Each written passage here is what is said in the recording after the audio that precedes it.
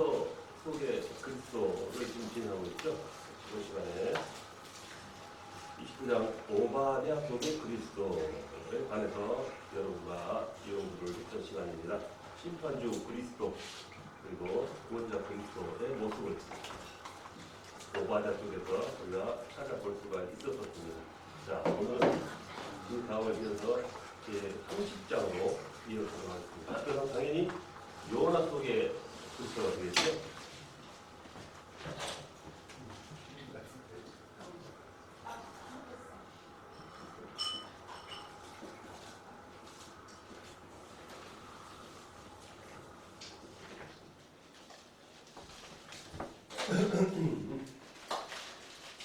자, 본문만큼 한번 찾아보겠습니다. 요나서 4장 10절.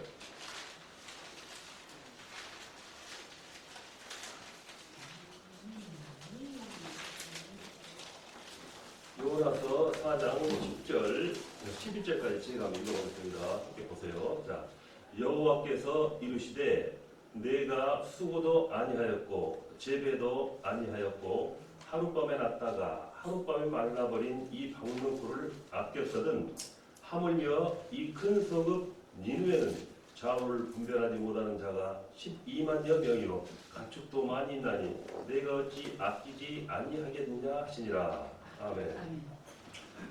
자, 요나는 구약 속의 신약이라 이렇게 말도 하지요.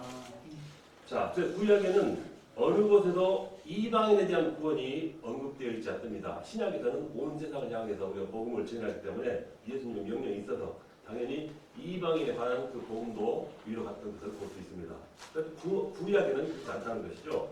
그런데 이 요나에만 마치 신약의 그 방법과 같이 이방인에 관한 그런 구원에 관한 메시지가 나온다라는 것입니다.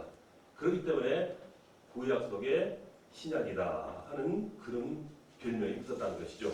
요나도 그렇다는 거예요. 자, 요나는 최초로 이방인 종교, 최초라고 볼 수 있죠. 최초는 아니겠지만 일단은 우리가 지금 방금 말씀 그런 추이에서 볼 때는 아마 보면 최초로 이방인의 구원에 관한 선지자라 이렇게 말씀을 들을 수가 있습니다.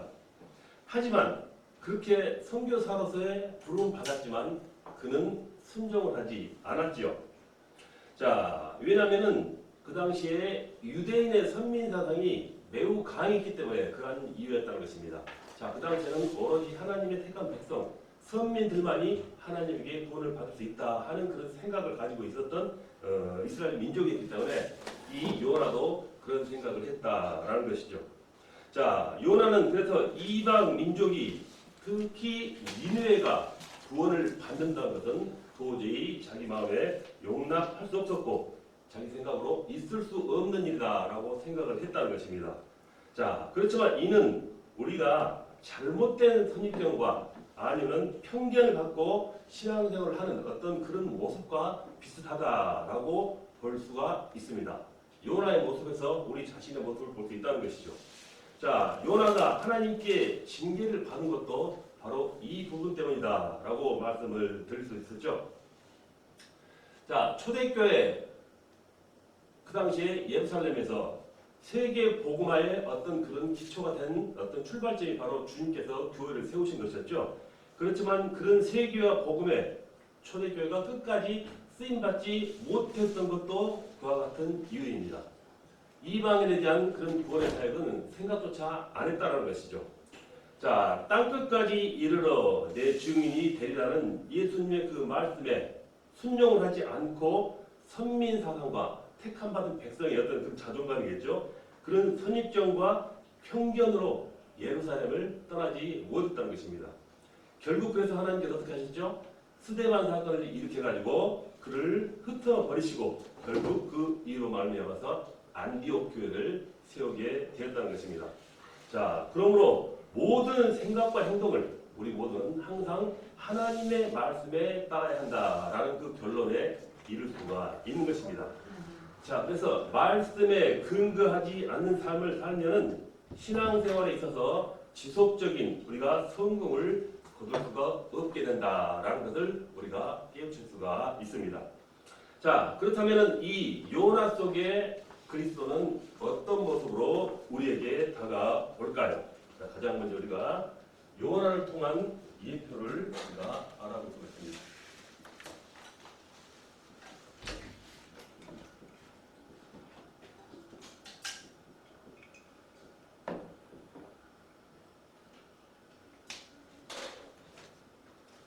자, 요나를 통해서 예표를 우리가 알아볼 수 있게 한다는 것이죠.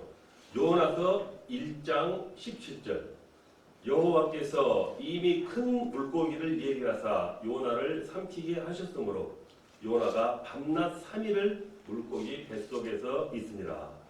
그리고 마태복음 12장 40절. 자, 요나가 밤낮 사흘 동안 큰 물고기 뱃속에 있었던 것 같이 인자도 밤낮 사흘 동안 땅속에 있으리라. 자, 이 두 가지 말씀에 연관성이 있다는 것이죠. 즉 요나를 통해서 주님의 예표를 읽을 수가 있다는 것이죠. 자, 그래서 요나에서는 대속과 부활의 그리스도가 예표되고 있습니다. 방금 말씀 읽어드린 그 말씀처럼 3일 동안 물고기 뱃속에 있었던 것은 바로 예수님께서 십자가에서 죽은 지 사흘 만에 다시 부활한다라는 것을 예언하는 부분인 것입니다. 자, 또한 그를 통해서 이제 대속과 부활의 말씀이 이어지고 있고 있다는 것이죠. 자, 고린도전서 15장 3절로 4절 보면은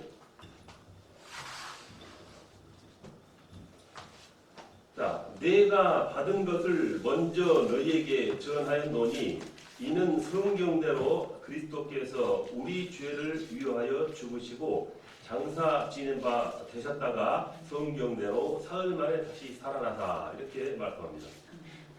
자, 예수님의 탄생부터 시작해가지고 그의 사역, 죽으심, 부활하심 이 모든 것은 바로 성경대로입니다.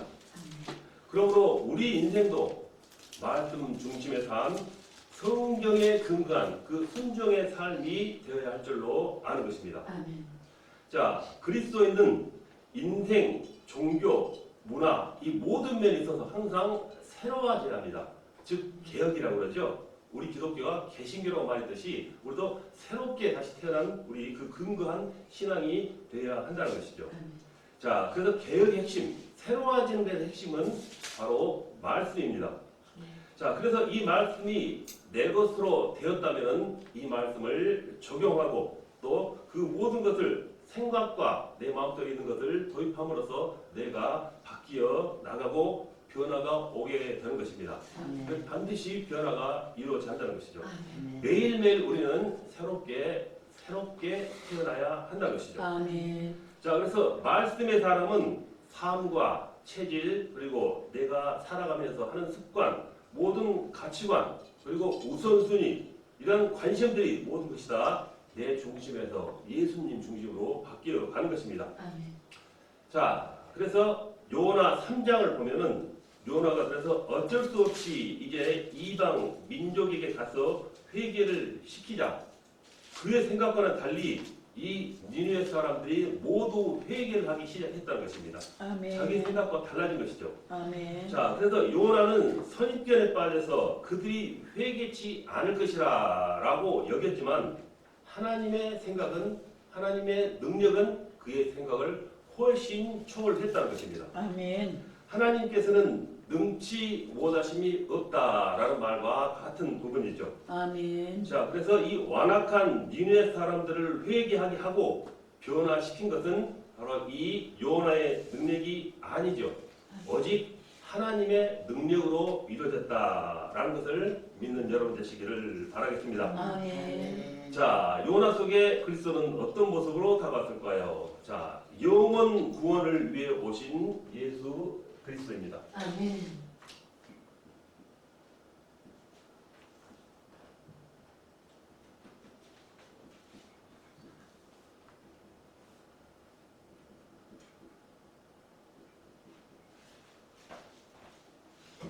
자, 영원 구원을 위해서 오신 그리스도.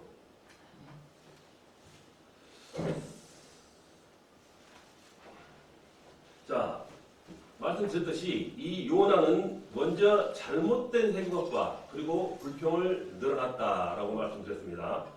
자, 그래서 니느웨가 이스라엘, 즉 자기들을 괴롭혔기 때문에 먼저 그들은 저주를 받아야 마땅하다라고 여겼습니다. 그래서 니느웨로 가라 하는 그 말씀을 듣지 않고 반대로 발길을 돌렸다는 것입니다. 그래서 다시스로 도망가던 요나는 하나님께서 보내신 그 풍랑 때문에 이제 물고기 뱃속에서 3일 동안 갇히게 되고 그 후로 회개한 후로 다시 이제 니느웨로 가게 되는 것입니다. 하지만 이 뒤에는 요나는 니느웨로 갔지만은 그들이 회개할 거라고는 생각을 하지 않았습니다. 자, 그런데 요나의 그런 생각과는 달리 니느웨 백성들이 사실로 정말로 진짜로 변화가 돼서 하나님 앞에 회개하는 역사가 일어났다는 것입니다. 자, 그런데 이런 역사 앞에서 이 요나는 오히려 하나님에게 불평을 했습니다. 요나서 4장 1절 요나가 매우 싫어하고 성내며 라고 말합니다. 자, 지금 요나의 그 마음가짐을 나타내고 있는 말씀이죠.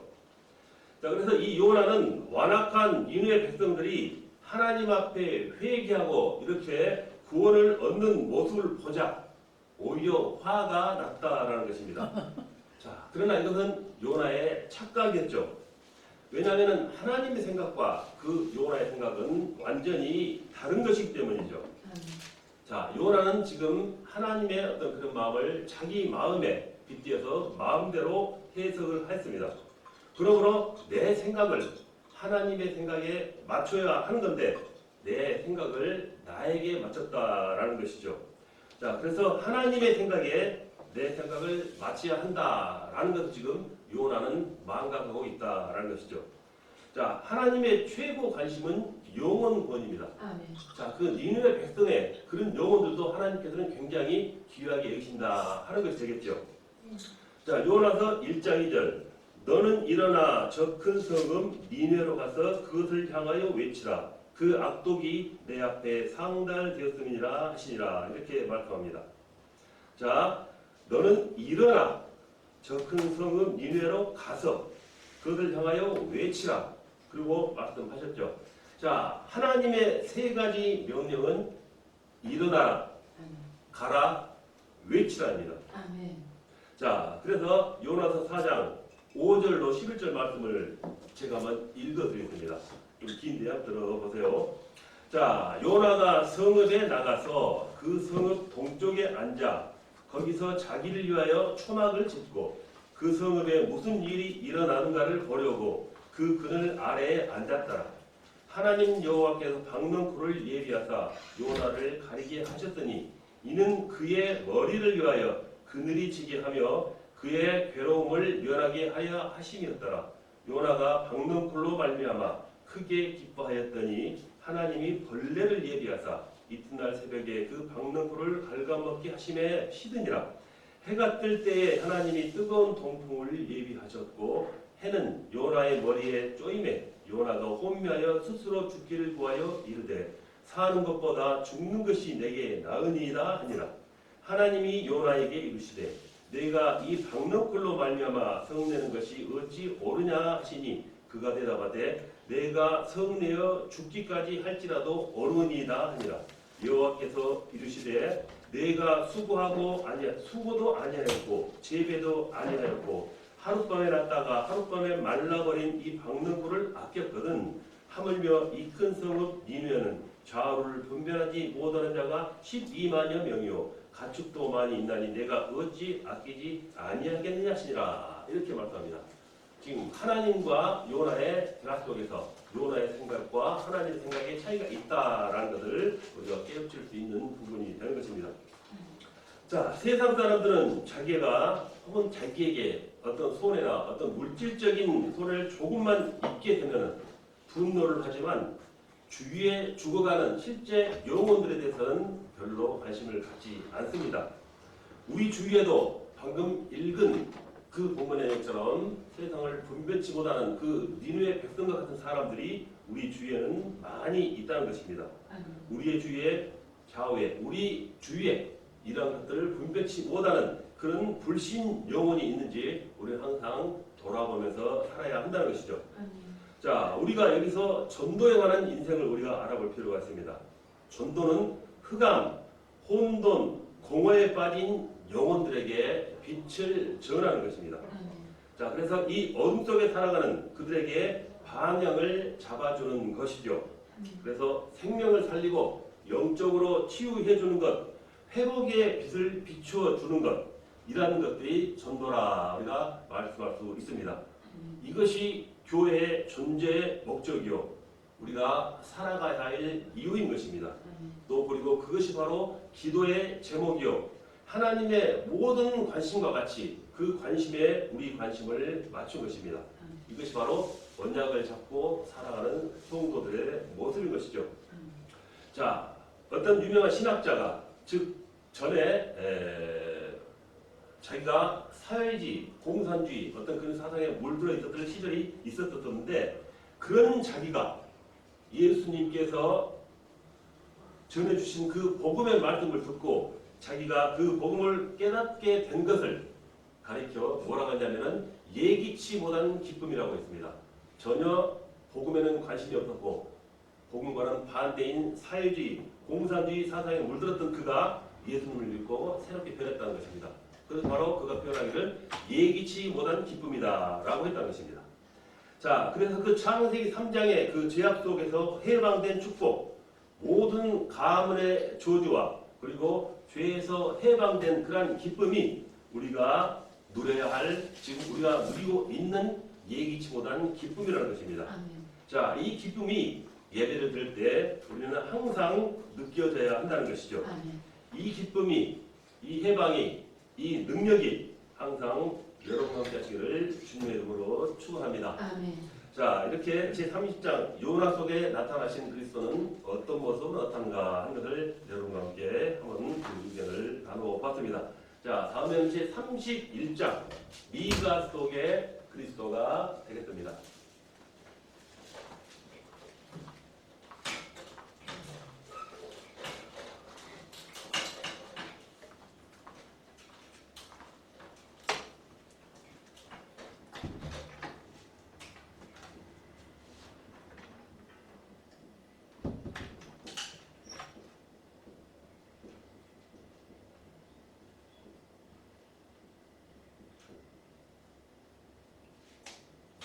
성경 곳곳 66권에는 우리 주님이 곳곳에 이렇게 함께 하시며 우리에게 은혜를 주는 모습을 우리가 이 시간 통해서 알아볼 수가 있습니다. 아멘.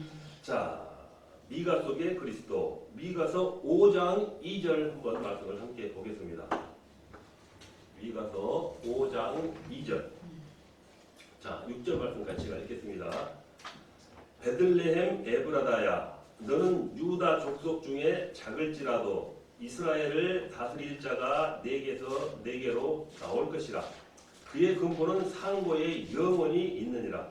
그러므로 여인이 해산하기까지 그들을 붙여 두시겠고 그 후에는 그의 형제 가운데 남은 자가 이스라엘 자손에게로 돌아오리니 그가 여호와의 능력과 그의 하나님 여호와의 이름의 위엄을 의지하고 서서 목축하니 그들이 거주할 것이라.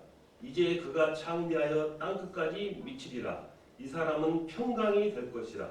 아수르 사람이 우리 땅에 들어와서 우리 궁들을 밟을 때는 우리가 7 목자와 8 군왕을 일으켜 그를 치리니 그들이 칼로 아수르 땅을 황폐하게 하며 니므롯 땅 어기를 황폐하게 하리라.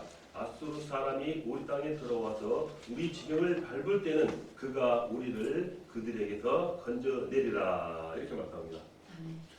자, 미가 속의 그리스도. 미가는 12권의 소선지서 중에서 예수 그리스도에 관해서 가장 직접적이고 또 사실적이고 풍성하게 예언한 책입니다. 특히 미가서 5장에는 예수님의 탄생에서부터 사역까지 집중적이고 세밀하게 표현되어 있습니다. 그래서 미가는 누가 여호와 같으리오라는 뜻의 이름을 내포하는 것이 미가의 어떤 그런 의미가 되겠지요. 누가 여호와 같으리오라는 뜻입니다. 즉 여호와는 단 한 번밖에 없다라는 또 다른 뜻이 되는 것이죠. 그래서 미가는 주와 같은 신이 어디 있으리까라고 끝을 맺는 것을 보아도 알 수가 있습니다. 그래서 미가는 신은 오직 여호와 단 한 분뿐이라라는 것을 강조하고 있습니다. 자, 그렇다면 미가 속에 그리스도는 어떤 모습으로 우리에게 다가오실까요? 가장 먼저 예수님께서는 신인 양성이시죠. 그래서 이 미가 속에서 주님은 신인 양성이라는 그런 의미를 찾아볼 수 있는 용기가 나옵니다.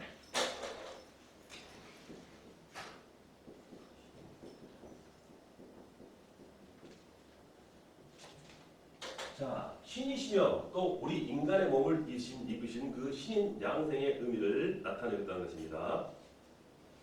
자, 예수님의 신성에 관해서 알아본다면은 그는 이미 태초부터 계심을 알 수가 있습니다. 자, 인간은 도저히 이러한 경우에 이를 수가 없죠. 비교될 수가 없습니다. 오직 신이시기 때문에 태초부터 계심을 알 수 있음에서 예수님의 신성을 우리가 찾아볼 수가 있습니다. 자, 미가서 5장 2절에 그의 근본은 상고에 영원히 있느니라. 신이 아니면은 이러한 글귀를 대입시킬 수가 없습니다. 아멘. 자, 예수님은 하나님 그 자체입니다. 아멘. 그래서 예수 그리스도는 영원 전부터 계셨다는 것이죠. 아멘. 자, 또한 예수님께서는 천지를 창조하셨습니다. 왜냐하면 말씀이 천지를 창조하셨기 때문이죠. 하나님의 말씀은 곧 예수님이라 하는 것이죠. 자, 요한복음 1장 1절로 3절에 보면은 태초에 말씀이 계시니라.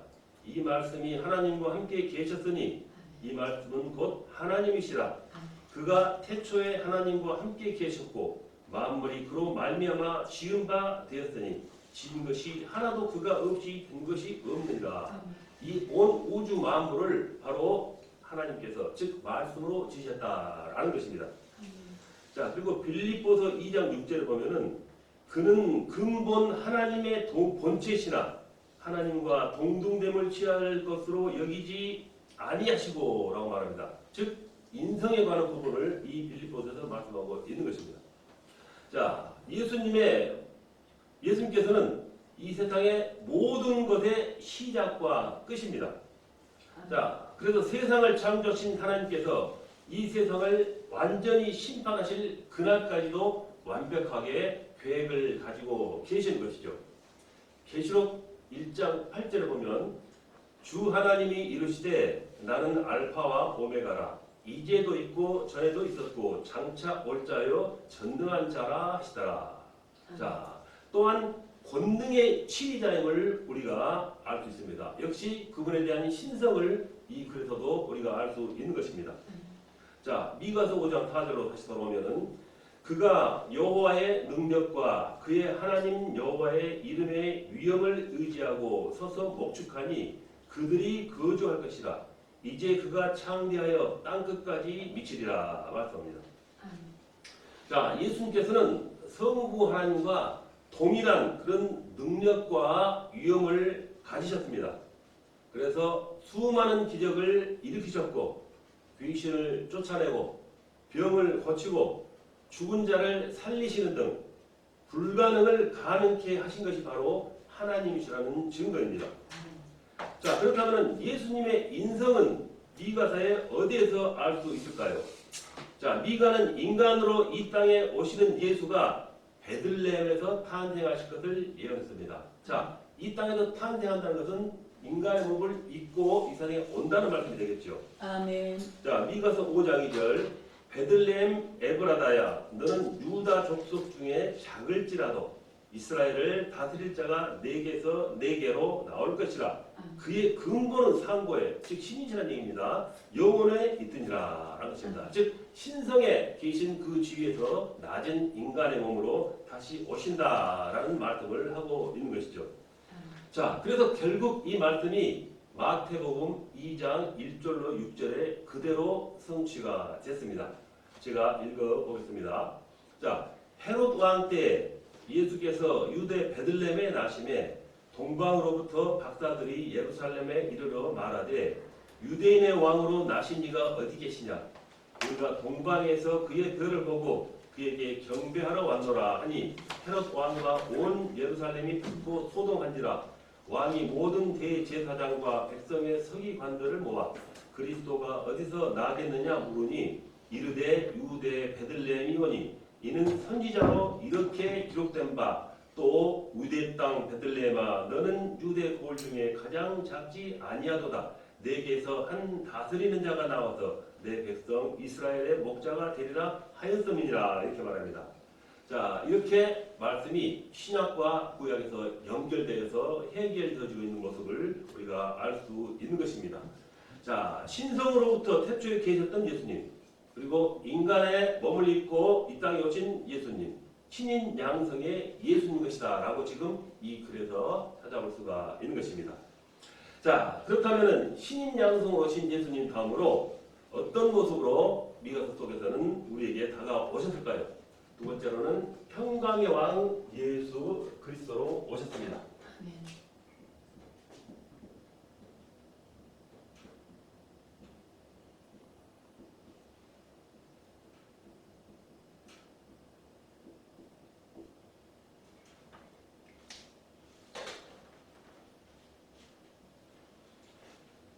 미가서 5장 5절 이 사람은 평강이 될 것이라 말씀하시죠.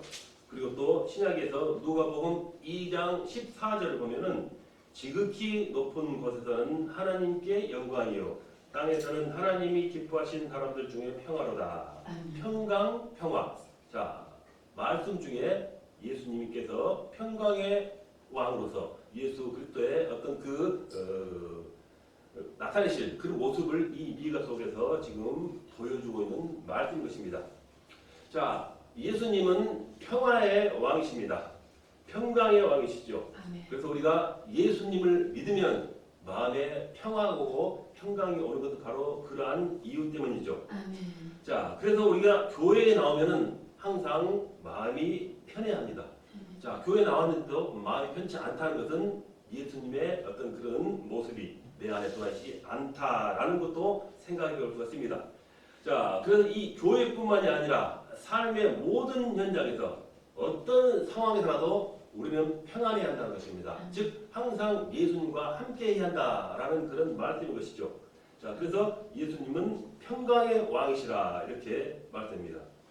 자, 예수님이 평강의 왕으로 오심을 우리는 믿음으로써 우리 안에 있는 또 내 속에 있는 시기, 질투, 또 불안, 염려가 모두 치유되는 역사가 일어날 수가 있는 것입니다. 아멘. 예수님께서 내 안에 들어오시지 않으면 절대 이런 기적은 일어날 수가 없습니다. 아멘.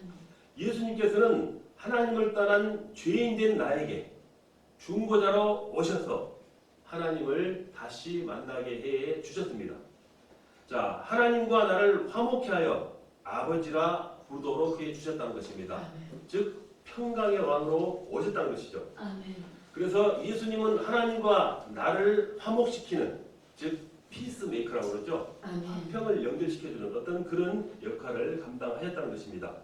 그래서 이렇게 예수님께서 화평의 평강의 중보자가 되셔서 나를 하나님과 화해시킨 것처럼 또 나도 내 자신도 다른 사람과 항상 예수님의 말씀에 따라서 화해와 평강의 관계로 살아가야 한다는 것입니다. 아멘. 이것이 바로 성령의 사람의 모습인 것이죠.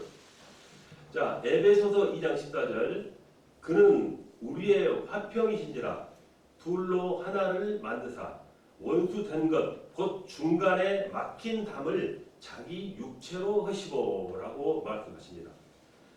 자, 우리에게 막힌 담, 우리 마음에 걸려 있는 것이 있습니까?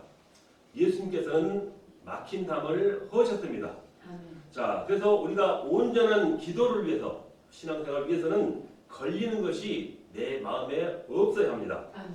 성도들은 모두가 평강의 왕이신 그 그리스도의 사역을 감당해야 할 사람들입니다. 아멘. 역시 우리도 평강의 왕, 피스메이커가 될 수 있어야 하는 것이죠. 아멘. 그리고 예수 그리스도는 영원한 평강의 왕으로서 우리를 앞으로 인도하시고 우리를 계속 지도해 주실 것입니다. 아멘. 미가서 7장 18절 19절 보면은 주와 같은 신이 어디 있으리까? 주께서는 죄악과 그 기업에 남은 자의 허물을 사유하시며 인애를 기뻐하심으로 진노를 오래 품지 아니하시나 이다.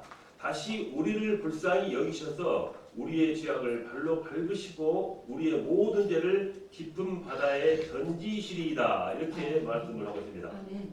자, 하나님은 우리의 모든 죄를 방금 말씀처럼 깊은 바다에 던지셨습니다. 아멘. 자, 방금 말씀 중에 사유한다라고 말씀을 드렸었죠. 이 사유한다라는 것은 히브리어로 노세라고 하는데, 자, 무슨 뜻이냐면 무거운 짐을 다른 데로 옮겼다라는 뜻입니다. 즉 우리의 무거운 죄짐을 먼 데로 옮기셨다 하는 그런 말씀인 것이죠. 이렇게 하나님께서는 우리의 무거운 짐을 다 옮겨 주셨습니다. 기도로 어려운 짐을 우리가 다 맡기면 하나님께서는 우리의 기도를 다 들어주시면서 모든 문제를 해결해 주시는 것이죠. 아멘. 그래서 우리는 이 기도를 통해서 또 신앙이 성장하고 믿음이 성장하고 그리고 언약을 붙잡으면서 하나님께서 원하시는 그 계획에 반드시 성취될 수 있도록 우리 사명을 감당할 수 있다는 것입니다. 자, 이사야 53장 6절. 여호와께서는 우리 모두의 죄악을 그에게 담당시키셨도다. 이렇게 말씀합니다. 아멘. 자, 예수님께서는 나의 무거운 짐을 다 지셨습니다. 아멘. 그리고 과거 문제로부터 다 해방해 주셨습니다. 로마서 8장 1절 2절. 그러므로 이제 그리스도 예수 안에 있는 자에게 결코 정죄함이 없나니 이는 그리스도 예수 안에 있는 생명의 성령의 법이 죄와 사망의 법에서 너를 해방하였습니다. 아멘. 자, 우리가 아무리 어려워도 주님께서 주시는 은혜를 받으면 우리는 반드시 자유합니다. 아멘. 어려운 환경에서라도 예수 그리스도의 생명의 빛을 비추시기 바랍니다. 아멘. 염려, 걱정, 불신앙 속에 우리가 빠져 있다면 절대로 해결되지 않습니다. 우리가 그리스도를 누리면서 찬양하고 또 예배함으로써 빛을 발하면은 나에게서 아니면 내 주위에 있는 모든 이들에게서 그 어두운 흑암의 세력을 물리칠 수 있는 힘이 되어 주는 것입니다. 아멘. 언제나 우리가 성령으로 충만해서 그리스도의 말씀으로 빛을 비추는 여러분 되시길 바랍니다. 아멘. 그러면은 현재 문제, 과거의 문제, 모든 문제를 우리는 당연히 해결을 받을 수가 있게 될 것입니다. 자, 요한일서 1장 9절 보면은 만일 우리가 우리 죄를 자백하면 그는 미쁘시고 의로우사 우리 죄를 사하시며 우리의 모든 불의에서 깨끗하게 하실 것이요 라고 말씀합니다. 아멘. 자, 이제 모든 문제가 다 끝났습니다. 예수 그리스도로 완전하게 자유하게 되는 것이 우리의 신앙생활인 것입니다. 아멘. 우리 그래서 항상 예수님과 함께 한다면 우리 있는 곳 어디든지 항상 천국이 되는 것임을 믿어야 할 것입니다. 아멘. 자, 로마서 5장 1절. 그러므로 우리가 믿음으로 의롭다 하심을 받았으니 우리 주 예수 그리스도로 말미암아 하나님과 화평을 누리자. 아멘. 자, 이렇게 예수 그리스도를 통해서 얻는 것이 화평입니다. 아멘. 자, 요즘 세대를 가리켜 글루미 제너레이션, 우리말로 하면 우울한 세대라 이렇게 말하죠. 이건 다 우울한 세대라고 말씀들을 합니다. 즉 나홀로 세대가 되어서 많은 사람들이 외로움을 느끼면서 이 세상을 살아간다는 것이죠. 자, 이것은 사람들의 영적 문제가 갈수록 심각해지고 있다 이렇게 생각할 수 있겠죠. 이는 원칙적으로 본래 인간의 모습이 아닙니다. 자, 불신자들은 어떻게 보면 겉으로는 멀쩡해 보이고 부유해 보이지만은 나 홀로인 삶을 살아가고 있습니다. 즉 영적인 갈급에서 살아가고 있는 것이죠. 자, 그래서 우리는 이렇게 교회에 나서 예배를 듣고 또 말씀을 드리고 함께 교제하는 것이 우리는 정말로 얼마나 큰 복인지 모릅니다. 아멘. 예배 드리는 이 자체가 우리에게는 엄청난 치유가 되고 있다는 것입니다. 아멘. 자, 그래서 성경은 언제나 더불어 함께 해라 이렇게 말씀을 하시죠. 아멘. 자, 그래서 우리가 교회에서 치유받고 세상에 나가서는 다른 사람을 치유해 줄 수 있어야 합니다. 아멘. 우리 주위에 있는 모든 사람들, 이들은 우리의 치유의 대상이 되는 것이죠. 아멘. 우리가 또 구원의 대상을 그들로 하여금 복음의 전도를 통해서 그들을 다시 하나님 앞으로 인도를 해야 하는 사명도 우리가 감당해야 하는 것입니다. 아멘. 그래서 그리스도인은 나 홀로가 아닌 더불어가 되어야 하는 것입니다. 아멘. 그래서 기쁜 일, 좋은 일, 슬픈 일, 어떤 일이 있더라도 우리는 함께 나누면서 함께 이겨나가야 치유가 될 수가 있는 것입니다. 아멘. 이를 위해서 최선을 다해서 우리 모두 함께 치유되는 여러분 되시기를 바라겠습니다. 아멘. 자, 이렇게 제31장 미가 속의 그리스도를 한번 여러분과 함께 살펴봤습니다. 자, 제32장은 나움 속의 그리스도가 되겠습니다.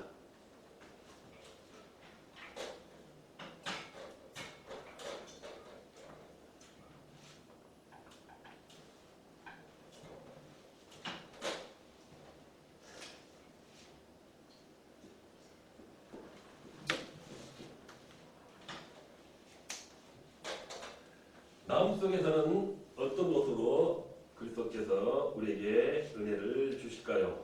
자, 나움 1장 9절 본문 말씀 한번 함께 보겠습니다.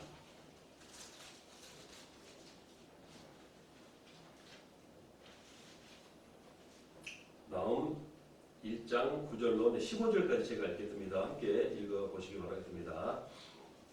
너희는 여호와께 대하여 무엇을 꾀하느냐? 그가 온전히 멸하시리니 재난이 다시 일어나지 아니하리라.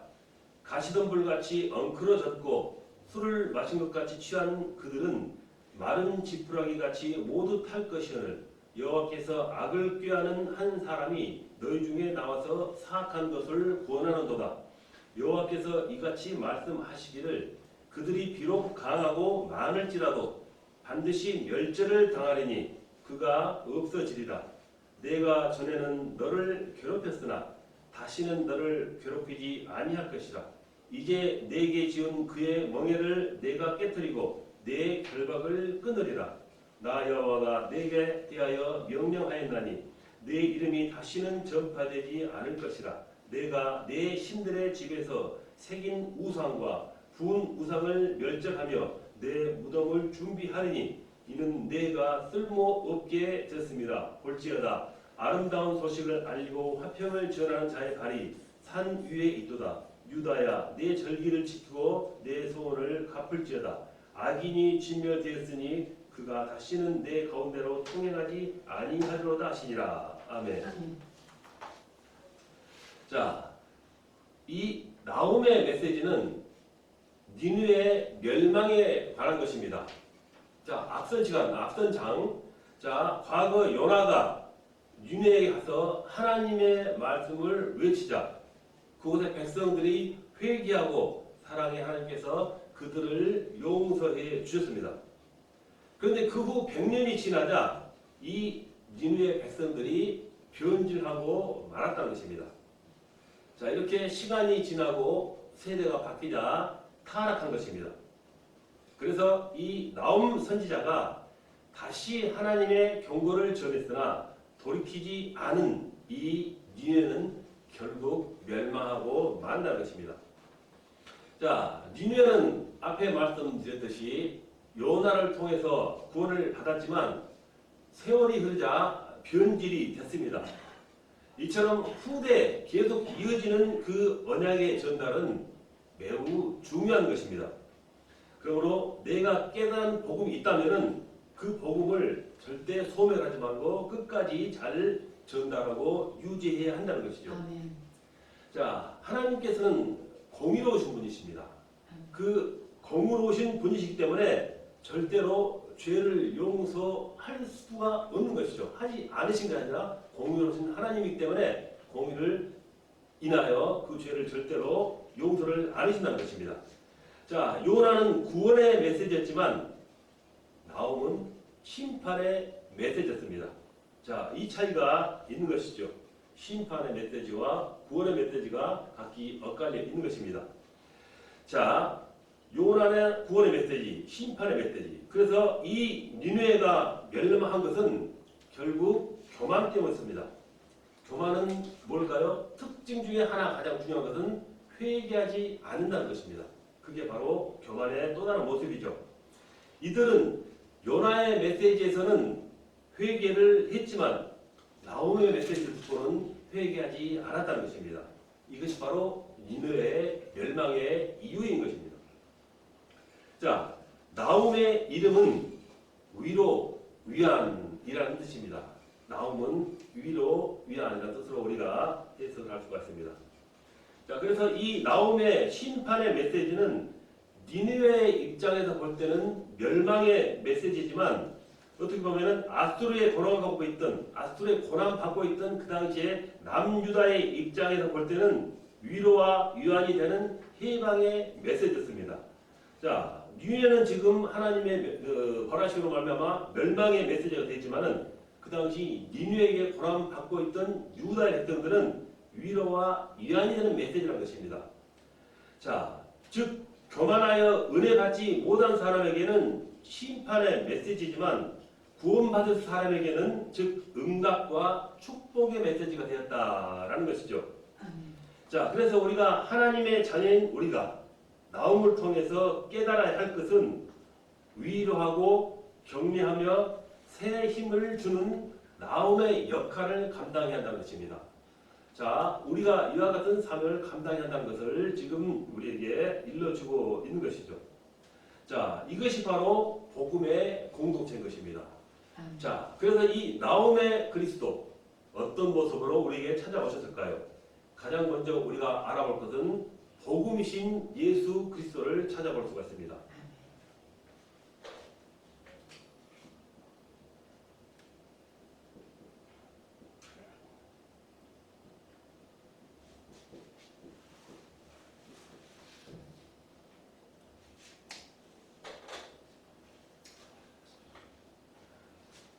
자, 지금 하나님께서 주신 말씀을 나홈이 외치는 것도 어떻게 보면 복음사에게 하나의 그런 한 부분이라고 볼 수가 있겠죠. 지금 하나님의 메시지를 전하면서 그들을 돌이켜 회개하라고 말씀을 하고 있는 그런 과정인 것입니다. 즉 복음을 받아들여라 하는 그런 모습인 것이죠. 자, 나홈 1장 15절에 보면은 볼지어다 아름다운 소식을 알리고 화평을 전하는 자의 발이 산 위에 있도다 라고 말합니다. 자, 아름다운 소식이란 복음을 말하죠. 당시 유다 백성들에게 아름다운 소식은 그들을 괴롭혔던 니느웨의 멸망이었습니다. 즉 이스라엘 백성들의 생각에 지금 우리를 괴롭히고 있는 니느웨가 멸망당한다는 그 소식은 굉장히 기쁜 소식이었다라는 것이죠. 자, 그래서 이 니느웨의 멸망이 남유다에게는 어떻게 보면은 복음이었다라고 보는 것이죠. 자, 그렇다면은 예수 그리스도를 믿는 바로 하나님의 자녀에게 있어서 복음은 무엇일까요? 라는 것을 빗대어서 생각해 볼 수가 있습니다. 자, 예수 그리스도를 믿음으로 저주와 고통을 주던 원수들이 멸망한다라는 것이 바로 복음이라는 것입니다. 아멘. 지금 니느웨 백성과 지금 현재 우리의 어떤 그런 복음의 의미와 마찬가지라는 것이죠. 자, 우리를 억누르고 억압하고 있는 사탄의 원흉들, 죄악의 무리들 이것들을 물리친다는 것이 바로 우리의 복음의 모습인 것입니다. 아멘. 자, 로마서 1장 16절 내가 복음을 부끄러워하지 아니하노니 이 복음은 모든 믿는 자에게 구원을 주신 하나님의 능력됨이라 이렇게 말을 하고 있습니다. 자, 지금 찾아오신 나홈에서 오신 예수 그리스도의 모습은 어떤 모습인가 하는 모습을 알아보고 있죠. 가장 먼저 하나님의 말씀을 전하는 그 나홈의 모습에서 복음을 전하는 그 예수 그리스도의 모습을 찾아볼 수 있다라는 것을 지금 말씀을 드렸습니다. 자, 여기까지 첫째 시간 마치고 잠시 쉬었다가 둘째 시간 이어가도록 하겠습니다. 수고하셨습니다. 감사합니다.